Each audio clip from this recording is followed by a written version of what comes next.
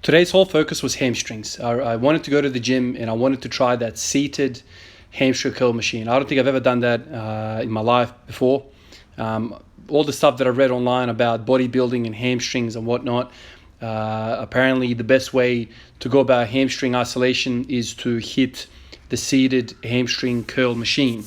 The reason why that's better than the lying version is because in the lying version there's a tendency to kind of flex our lower back muscle, lower kind of erectors, to assist with the movement. And so when you have any sort of decent weight or you're approaching kind of like failure on the movement, there's a tendency for us to kind of arch our backs and kind of help out in the movement.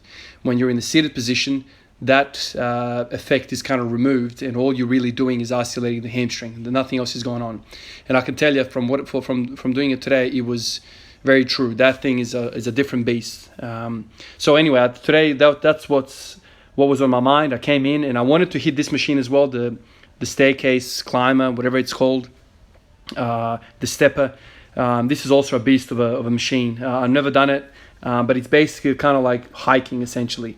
It's kind of like a mini lunging kind of movement. So it's very, very good. I kind of used it to warm up. Then I went over to the squats, and the squat was kind of just a sprint up to 180 kilos. You can see me here. That's exactly what I'm doing at home, just with the lacrosse ball, just kind of sitting, exploring that hamstring. There's a hamstring there, which is kind of trigger point in me. Actually, last night I was calling it the rectus femoris. I don't know why I kept calling it that. It's actually the biceps femoris, which is kind of like, it makes sense in the name. So it's the hamstring version of the femoris, if you will. So it's on the back, it's the most lateral portion of the hamstring. And for me, when I palpate that, when I use the lacrosse ball, it is so tender. There's a couple of spots which are just excruciatingly tender. They don't hurt, but when I kind of palpate them and put pressure on them, that's when kind of the pain happens. And also, like I mentioned in yesterday's video, that pain refers to my right hip when I'm doing the right hamstring, biceps femoris. So anyway, today it was all about hamstring. So I just wanted to kind of get the squat out of the way. So I warmed up somewhat, I guess. The stepper helped me, and then a bunch of sets of 10 here with the bar, and then with 60 kilos. But the whole time I was thinking, I just want to get this out of the way and do hamstrings. Yesterday I did a whole bunch of Bulgarian split squats, and so my legs were pumped. I basically have mild DOMs 24 hours after the workout yesterday, not even 24 hours. Yesterday was a later workout.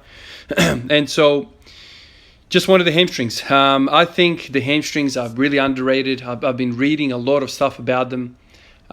Even though the experts say they're not really used in the squat, I feel as though that if you have an imbalance between the quad and the hamstring, all sorts of funky things happens at the hip level, predominantly anterior pelvic tilt. And I have been a sufferer of that thing for a very, very long time. So I think a block with just pure focus on the hamstrings might do me good. So this is what I'm doing right now. Focusing on the hamstring, focusing on developing that thing so much, and to see, kind of study the effects of that. So far so good. I feel good. I feel strong, and it's just a matter of now exploring what the best ways to train it. Like I mentioned yesterday, there's 3 hamstrings. One of them is the rectus of the bicep femoris. There we go again. I almost said it again. And so that guy has two heads, a short head and a long head. The long head crosses the hip, goes into the hip, and the other one kind of just goes into the femur. So there's only basically one head of 4 of the hamstrings that only does knee flexion. The rest of them the other 3 all do hip extension. So just judging by that, you would think that doing sorts of like deadlifts, RDLs, good mornings, kind of hip extension exercises would be the most beneficial for it. But the most complete version of an exercise is to do a hip flexion, because that way you do all of the hamstrings. So today, every other day, just like today, I'm going to do a deadlift or some sort of variation like an RDL or a good morning or something, and then follow it up with knee kind of flexion exercises like a lying leg curl, which I have at home, and then a seated version, which is at the gym. So I think it's best to kind of look at what bodybuilders do in these types of situations to see how they isolate their muscles. I think as a power lifter or as a strength athlete, we tend to do a lot of movements in the kind of hip extension, but maybe we lack in the knee flexion. So that was basically the role of today, just to come in and do some of these exercises, or do the seated version of the hamstring curl. And I can tell you, man, it was a strange experience, man. It burns, but it burns like a different sensation. So I don't even know what the numbers correspond to on the machine, but I went to like 20, 40, 60, did a bunch of 10s, 20s, whatever I did. And then I got to 80, I think 84 was the number. I think that kilos, I don't really know. So I got to 84. You'll see the footage in a second. I got to 84, and then I slowly kind of eased the pressure onto the pads, kind of to start the rep, and I felt a sharp pain in the medial aspect of my right knee, the medial aspect, kind of like the tendon. I think that's the semitendinosus. Hamstring insertion, the most medial one. I think the semimembranosus is the middle one, and then you got the bicep femoris on the outside. Felt that. It was a sharp pain. I dare say that if I went bonkers on that first rep, I would have maybe torn a hamstring, which is a very, very scary thing. So these isolation exercises, they put you in weird situations, very unnatural situation. Like, where in the human movement, of natural movement, are you going to be seated and flexing your hamstrings in that manner? It's very rare. So, and this is why they say hamstring curl machines are dangerous, because you are flexing your hamstring in the absence of hip extension, which is a very unnatural way. Kind of like you're doing your hip bridges, hip thrusts and bridges, where you are extending your hips in the absence of extending your legs. Where do we do that? It's a very unnatural movement.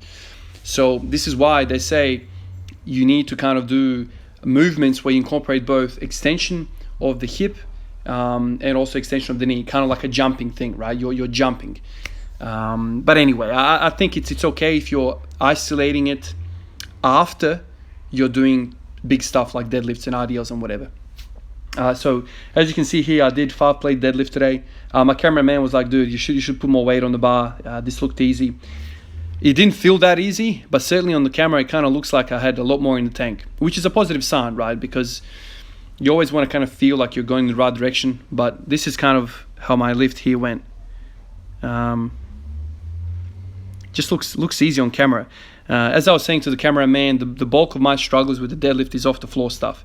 If I can get the bar in a good kind of position at the mid shin, I feel like I can finish any weight, basically a lot heavier than what I'm able to do. The limiting factor for me is off the ground strength.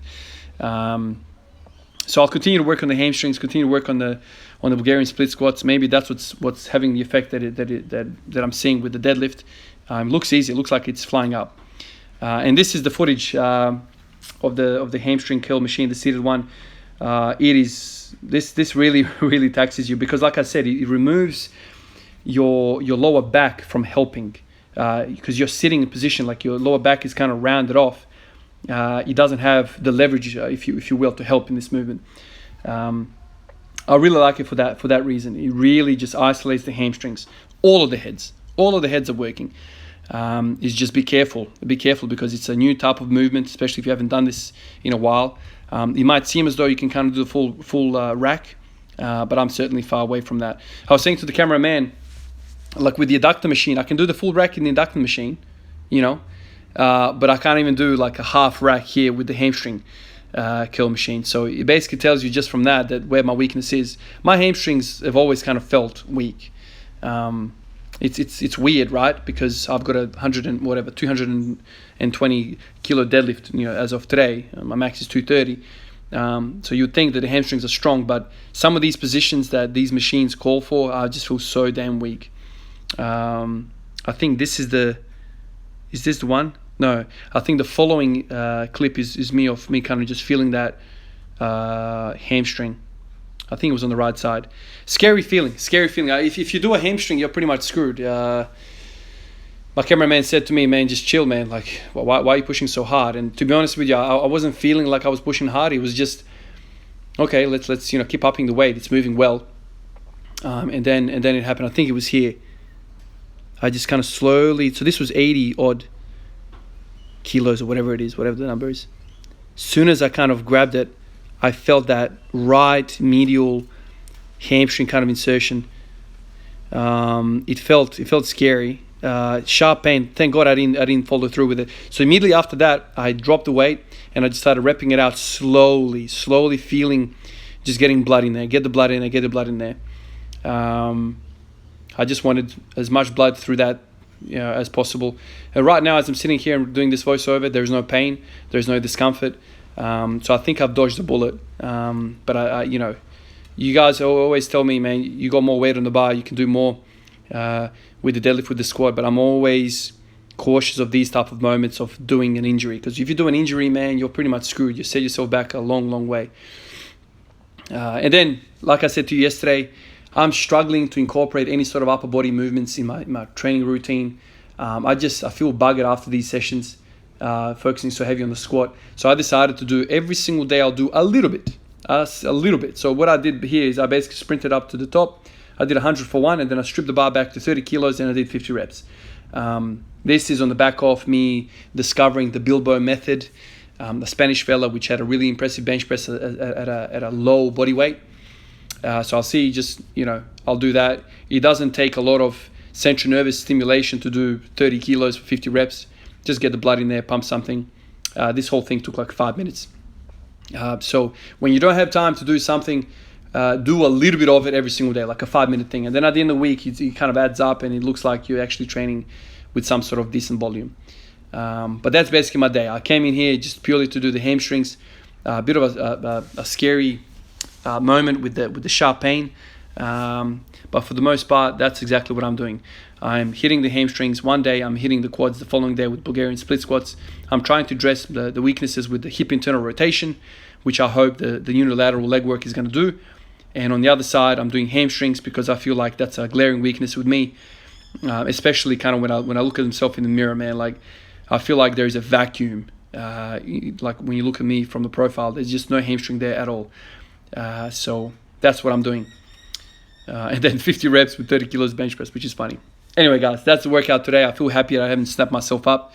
But I'll catch you guys tomorrow in tomorrow's video. All right, peace out.